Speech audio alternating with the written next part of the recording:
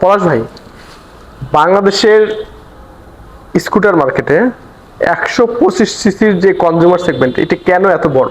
মানে কেন স্কুটার কিনতে গেলে যারা স্কুটার প্রেমী আছে তারা 125 সিসি সেগমেন্টটাই খুব বেশি প্রায়োরিটি দেয়? এটার পিছনে কি কারণ আপনার কাছে মনে হয়? প্রথম কারণ হচ্ছে আমি একটা স্কুটার দিয়ে আমার টু হুইলার জার্নিটা শুরু করতে চাই। তো সেখান থেকে আসে যে আমি কি চয়েস করব। আর 125 সিসি সেগমেন্টের কথাটা এই জন্য আসে, এটা একটা মিডল সেগমেন্ট। এর নিচে যখন আমি চিন্তা করবো অনেক বেশি নিচু হয়ে যাবে, আবার এর উপরে যখন উঠতে চেষ্টা করব তখন আমার বাজেটের বাইরে চলে যেতে পারে।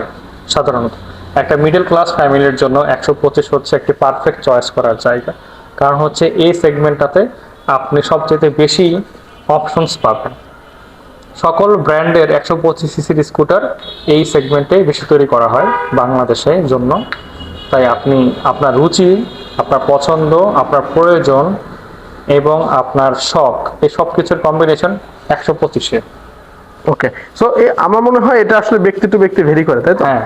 সো যারা চিন্তা করছেন দৈনন্দিন কাজ, অফিস, যাতায়াত, সেক্ষেত্রে 125 ওটা করতে সেগমেন্ট পারেন। আপনার জন্য। আর যারা একটু আউটগোয়িং পছন্দ করেন, ট্যুর যারা পছন্দ করেন, ধরেন আপনার আউটসাইডার হতে চান, একটু ক্যাম্পেইন করতে চান, বাইরে ট্যুর করতে চান, তাদের জন্য তারা কিন্তু 125 আপনাকে নিরাশ করবে না কোনোভাবে। 125-এর মধ্যে এমন কিছু অপশনস আছে যা কিনা 150-কে বিট করতে পারে। আচ্ছা আচ্ছা। তাই আপনার দুটা ফ্লেভার, দুটা প্রয়োজনই আপনার একটা সিসি দিয়ে পূর্ণ হবে। 125 সিসি। 125। অনেক ধন্যবাদ ভাইয়া। সো এর বাইরেও কিন্তু অনেক স্কুটার আছে, হায়ার সিসি সেগমেন্টের স্কুটার আছে। আমরা কোনটাকে আসলে ছোট করে দেখার সুযোগ নেই। আপনার প্রয়োজন আপনাকেই নির্ধারণ করতে হবে আপনার জন্য কোনটা বেস্ট, এই জন্য তাই তো? 125 সিসি সকল প্রয়োজন পূর্ণ।